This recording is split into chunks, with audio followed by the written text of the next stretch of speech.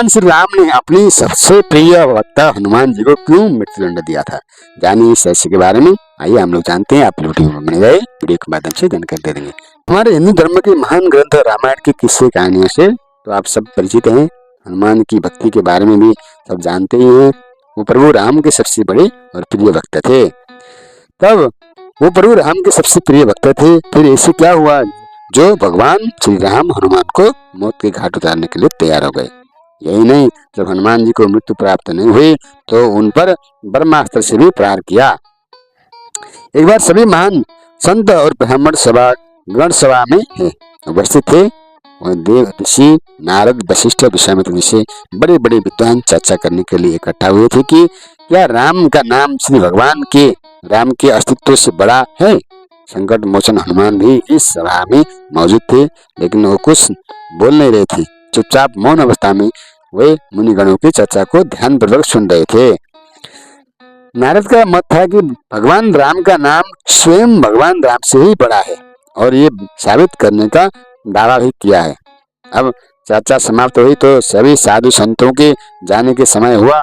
नारद जी ने चुपके से हनुमान जी को सभी ऋषियों का सत्कार करने के लिए कहा, सिवाय विश्वामित्र के। दलील ये थी कि विश्वामित्र तो एक राजा है। हनुमान ने बारी बारी सबका अभिनंदन किया, पर जैसा नारद ने समझाया था विश्वामित्र को जानबूझकर अनदेखा कर दिया। अपना उपहास देखकर विश्वामित्र क्रोधित हो उठे। वे गुस्से में तमतमा रहे थे। विश्वामित्र ने राम भक्त हनुमान जी की इस गलती के लिए मृत्युदंड देने का वचन लिया। भगवान राम हनुमान से बहुत प्रेम करते थे, लेकिन विश्वामित्र भी उनके गुरु थे। गुरु की आज्ञा न टाल जाए, इसलिए राम ने हनुमान को मृत्युदंड देने का निश्चय कर लिया। हनुमान को जब इस बात का संज्ञान हुआ कि वे श्री राम उसे मारने आ रहे हैं, तो कुछ समझ नहीं पाए कि ऐसा क्यों हो रहा है। तब ऋषि नारद ने उन्हें राम नाम जपते रहने की सलाह दी।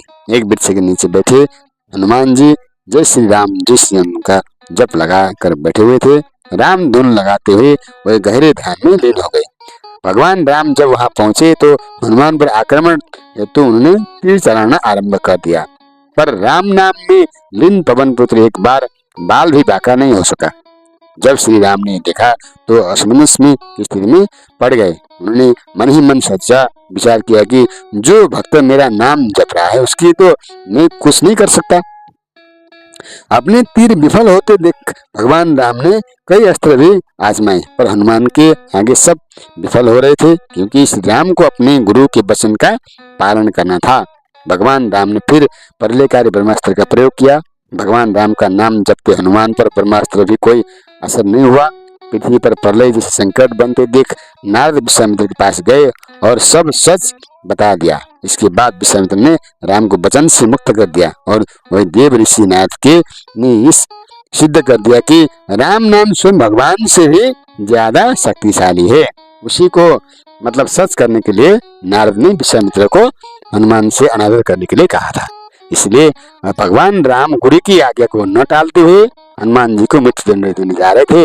उसी समय से राम और राम के नाम की महिमा का मतलब विभेद वहां में स्पष्ट हो गया।